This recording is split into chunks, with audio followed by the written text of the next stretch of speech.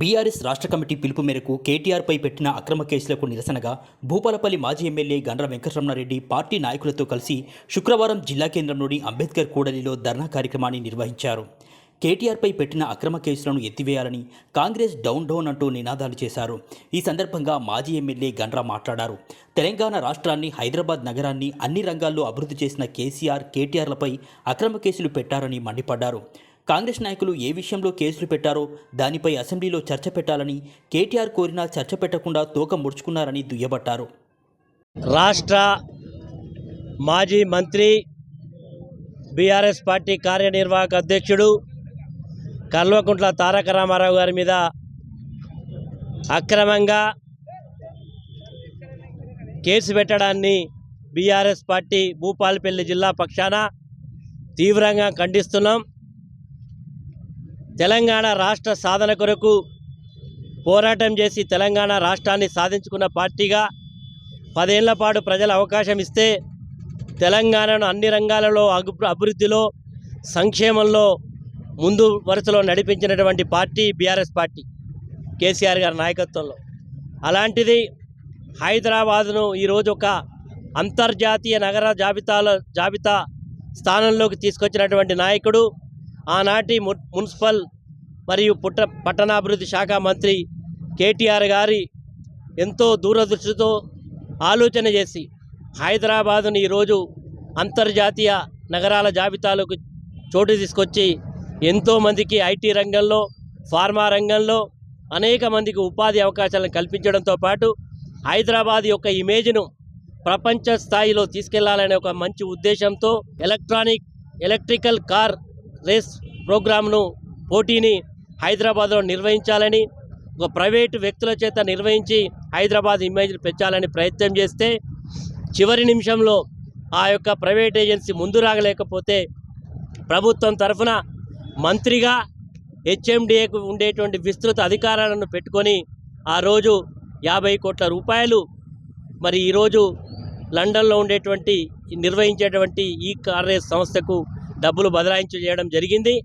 కేటీఆర్ గారు చాలా సవివరంగా ఇది నేను తీసుకున్న నిర్ణయం, ఇది హైదరాబాద్ ఇమేజ్ను పెంచడానికి తీసుకున్న నిర్ణయం, దీనివల్ల హైదరాబాద్ యొక్క కీర్తితో పాటు మొదటిసారి తీసుకుంటే హైదరాబాదుకు 700 కోట్ల రూపాయల మరి మేలు జరిగిందనేది కూడా అనేక అంతర్జాతీయ సంస్థలు కూడా చెప్పడం జరిగింది.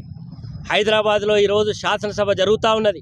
శాసనసభ జరుగుతూ ఉంటే మరి శాసనసభలో డిబేట్ చేయమని నిన్ననే మంత్రి గారు కూడా డిమాండ్ చేసిండు. నిజంగా మీరు అవినీతి జరిగింది అంటున్నారు, దీంట్లో తప్పు జరిగింది అంటున్నారు, శాసనసభ వేదిక మీద చర్చిద్దాం రాండి అంటే ప్రభుత్వం తోక ముడుచుకుంటుంది, కానీ కేసులు పెడుతుంది. కేసులు పెట్టడమే కాదు, మంత్రులు పరోక్షంగా చెప్తా ఉన్నారు, మేము మాజీ మంత్రులను అరెస్టు చేస్తాం, జైలుకు పంపుతామని చెప్తా ఉన్నారు. ఇది ఒక్కరోజు కాదు, అధికారంలోకి వచ్చిన నాటి నుంచి రేవంత్ రెడ్డి గారు కేసీఆర్ గారిని, కేటీఆర్ని, హరీష్ రావును, అనేక మంది మంత్రులను ఫోన్ ట్రాపింగ్ వ్యవహారం జరిగిందంటారు, కాళేశ్వరం ప్రాజెక్టులో తప్పు జరిగిందంటారు, ఈ కార్ రేస్లో తప్పు జరిగిందంటారు. మరి అదేవిధంగా ప్రతి విషయంలో మరి గోరంతలు కొండంతలు చేసి ఈరోజు అక్రమ అరెస్టుల ద్వారా ఈ ప్రభుత్వం మరి ప్రశ్నించే గొంతుకను నొక్కాలని, ప్రశ్నించే వ్యక్తులను మరి లేకుండా చేయాలని చెప్పి ప్రయత్నం చేస్తూ ఉన్నది. మొన్న లఘుచర్లలో మరి మాజీ శాసనసభ్యుడు మరి పట్నం మరి నరేందర్ రెడ్డి గారిని 35 రోజులు జైల్లో పెట్టిరు. మాకు పూర్తిగా ప్రజాస్వామ్యం మీద, ప్రభుత్వం మీద చేసేటువంటి తప్పుల విధానాలకు ప్రజాక్షేత్రంలో ప్రభుత్వాన్ని ఎండగడతాం, న్యాయస్థానాల్లో ఖచ్చితంగా ప్రభుత్వాన్ని మరి చేసే దుర్మార్గాలను న్యాయస్థానాలు కూడా తీసుకెళ్లడం జరుగుతుంది. ఏది ఏమైనా ఈ దుర్మార్గమైన చర్యలను, ఈ కక్ష సాధింపు ప్రభుత్వానికి వ్యతిరేకంగా బీఆర్ఎస్ పార్టీ తప్పకుండా పోరాటం చేస్తుందని తెలియజేస్తూ, ఇది ఇప్పటికైనా రేవంత్ రెడ్డి గారు మీకు ప్రజలు అవకాశం ఇచ్చారు, సత్పాలనను చేయండి, జనరంజకమైన పరిపాలన చేయండి, 420 హామీలను అమలు చేయండి, 6 గ్యారెంటీలను అమలు చేయండి తప్ప అమలు చేయలేక చాతగాని దద్దమ్మల్లాగా అక్రమ కేసులు పెడితే ఎవరు ప్రశ్నించారని అనుకుంటారు. మీరు సంవత్సర కాలం చేస్తున్నది ఇదే, డైవర్షన్ పాలిటిక్స్ చేస్తూ ఉన్నారు. ఎప్పుడైనా ప్రశ్నించేటప్పుడు రుణమాఫీ చేయలేదంటే ఒక డైవర్షన్, పెన్షన్ పెంచలేదంటే ఒక డైవర్షన్, ఈరోజు ఏ కార్యక్రమం చేయలేదంటే కూడా ఇలాంటి డైవర్షన్ పాలిటిక్స్ చేస్తూ ఉన్నారు. ఇది ముమ్మాటికి దుర్మార్గమైన చర్య. తప్పకుండా ప్రజల పక్షాన ఉంటాం, ప్రభుత్వాన్ని ఎండగడతాం. కాగా వీరి ధర్నాతో కొద్దిసేపు జాతీయ రహదారిపై వాహనాల రాకపోకలకు అంతరాయం ఏర్పడింది.